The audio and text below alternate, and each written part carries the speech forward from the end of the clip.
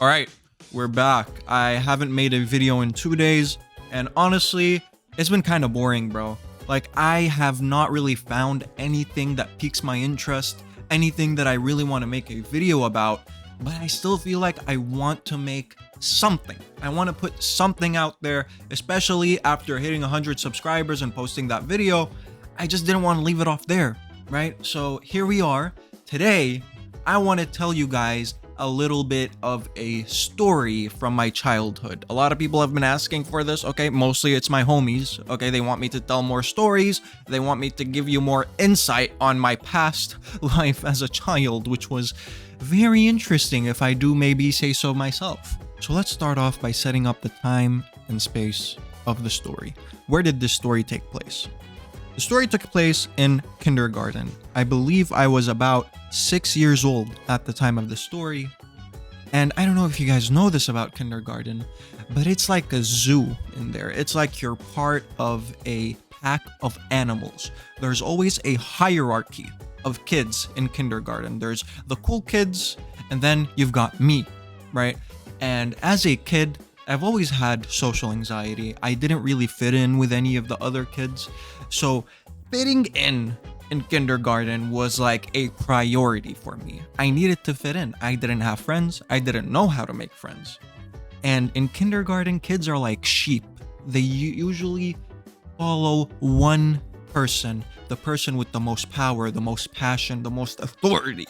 That is who we follow. And I remember my first couple of days in kindergarten, we would usually sit outside in front of the classrooms. We had a little bit of a rest area with some toys and a TV where sometimes they would like put on some cartoons for us, stuff like that. You know how kindergartens be, you know what I'm saying?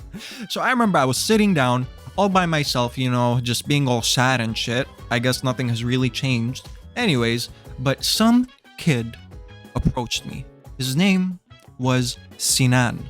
Okay, now I know a bunch of you are Americans watching this, so that might be a difficult name for you guys to remember, but I will be saying this over and over again. His name was Sinan, and this guy came up to me and he was all like authoritative. It was all professional, bro. He sat down next to me and he was like, "What's your name?" I was like, "My name's Mo." "How old are you?" 6 years old. "What class are you in?" "I'm in that classroom right there." He was like, okay. He was like checking off fucking check boxes on his little notepad, right? He was like recruiting me into some weird cult shit. And then he proceeds to say, "Do you want to join us?" And I'm like, "Join you?" And you're 6 years old at this point. You don't know what the fuck's going on. You don't know the world. You're all by yourself. And I was like, "Join you?" "Yes, please." "Let's go, baby. I found a group of friends. Let's fucking go." Little did I know, this guy was recruiting me into a cult of little 6-year-old kids, bro. This guy, Sinan, was the co-leader of the strongest group in kindergarten, bro. The strongest, most powerful group. He was the co-leader of that group, and he came up to me and recruited me to that group. And then he proceeds to introduce me to the leader of the group. Now, the leader of the group was this little fucking demon, and his name was Tamer. Now, Tamer, bro, this guy spoke with so much authority, so much confidence. You couldn't help but just follow him, bro. He had that, like, charisma, bro. He had that aura around him. Everyone just wanted to be around him, bro. You just felt the power of this guy, the 6-year-old, bro, just consume you. And I was in awe of this guy. I was like, damn, this guy right here is the leader of this cult. And there was so many people who were a part of this group. They had a whole ass roster, bro. It was like an NBA team. They had a list of every single person who was on this roster or cult. And they added my name. They added my name to this cult, and I was so happy that I finally found a place where I can fit in. These people would protect you in recess. They would have your back. If anything goes wrong, okay, just tell them you're a part of this cult and they would leave you alone. They're like, nah, bro, I ain't trying to mess with Sinan and Tamer, bro, the leader and the co-leader of this group. Holy shit. It was like you just mentioned the devil, bro. If you mentioned their names, you're like, you're a part of that group? Oh my God, I'm so sorry. They would just leave you alone. And I loved it. I felt power for the first time ever as a 6-year-old.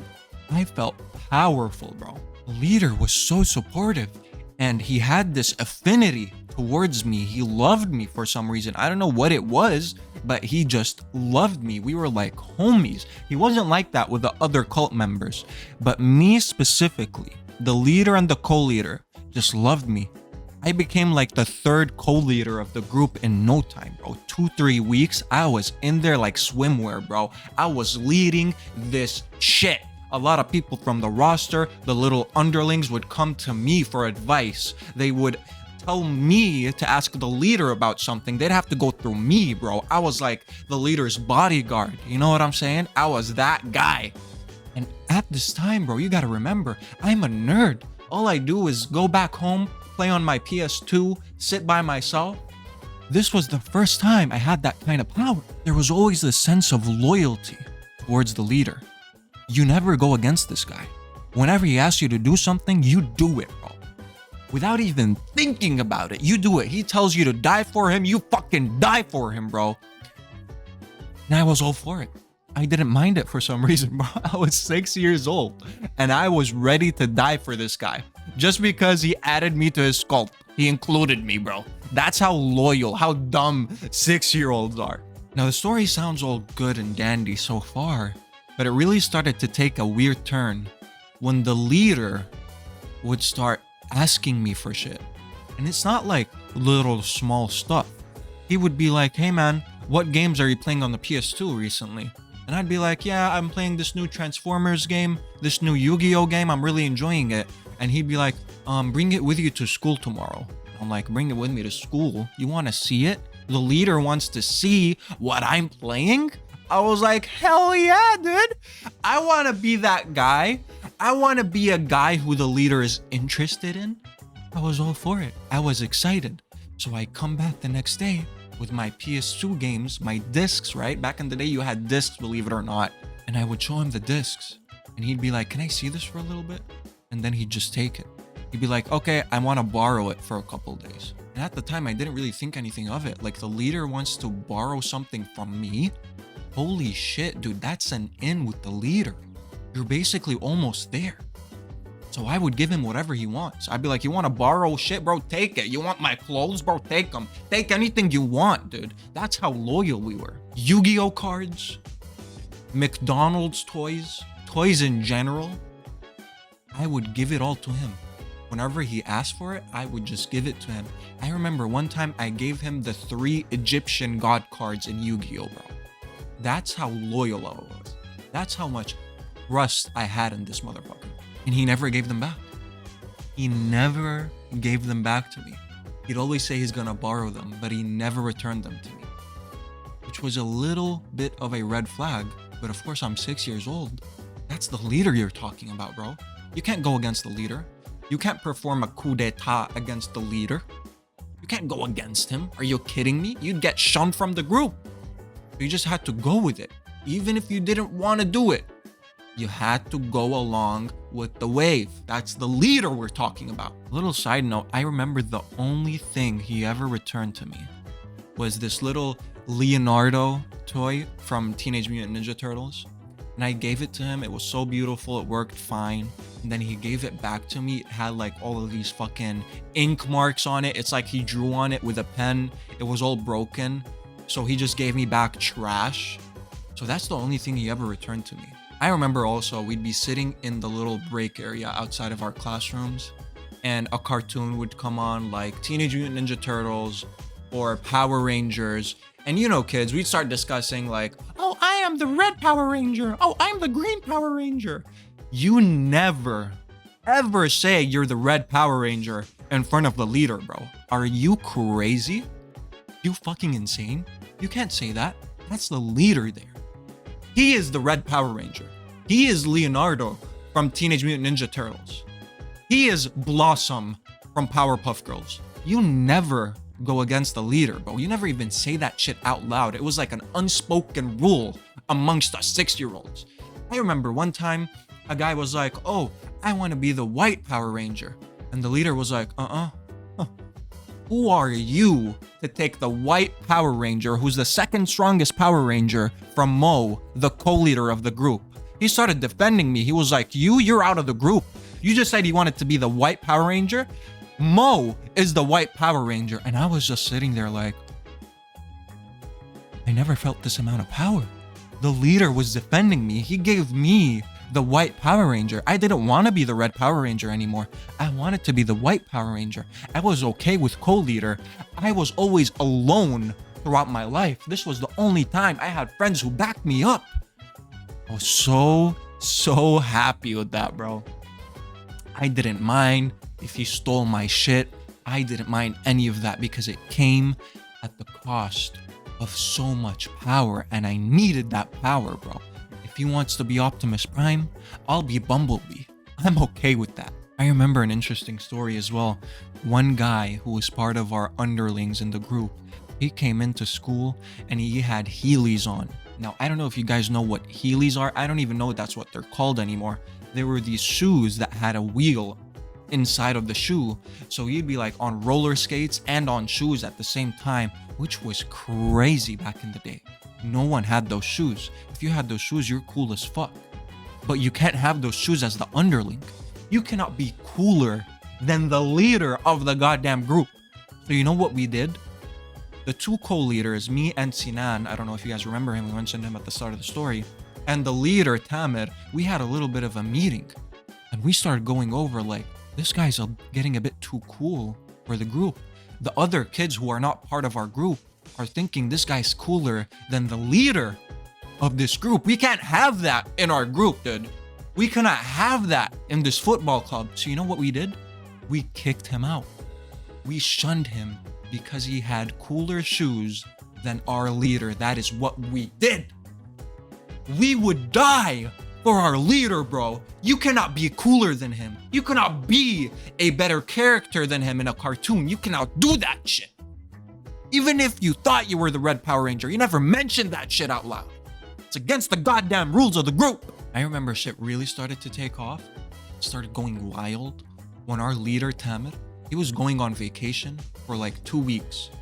And the time came for our leader to appoint a leader in his place during that time where he'd be gone. And he had two choices. It was either me or the other co-leader, Sinan. Now, Sinan was an OG. He'd been there for a year longer than me. So I just assumed he's gonna pick Sinan. But dude, you gotta remember, I gave this guy 3 Egyptian God cards. I gave him a shit ton of PS2 games. You know who he picked? He picked me. He picked me to be the substitute leader for the group. And I was just shocked. Everyone was shocked. The whole group was shocked. Everyone thought it would be Sinan. This was like a massive deal. We had a full-on meeting at recess about this. No one thought he was gonna pick me, but he did. He believed in me. He picked me. Now that did cause some divide between me and Sinan, but we pushed through, bro. We pushed through that divide. Okay, we had a couple debates. I wouldn't even consider them arguments. We had debates as 6-year-olds. That's how professional this group of 6-year-olds was. We had multiple debates about this topic, and we never had a fight. That is how strong this group was, bro. We were always afraid of what the leader would think when he came back if he saw the group divided. And we couldn't do that. We were so afraid of that. So we put our fucking balls on the desk and we were like, we are not gonna fight. If the leader is Mo, the leader is Mo for 2 goddamn weeks.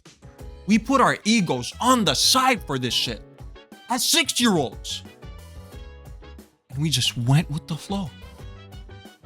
That is how strong this group was. It didn't last for long though.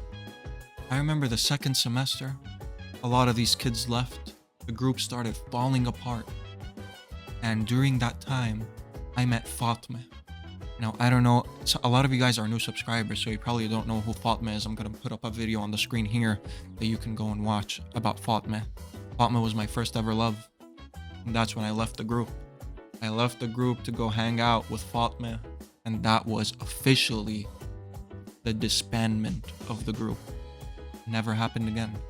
And I still think of those times and I just think, wow. Wow, wow, wow. Politics of it, the fucking egotistical nightmares of personalities in that group. It was a lot to deal with. But I learned a lot. I did. I learned loyalty. I learned resistance, commitment, passion.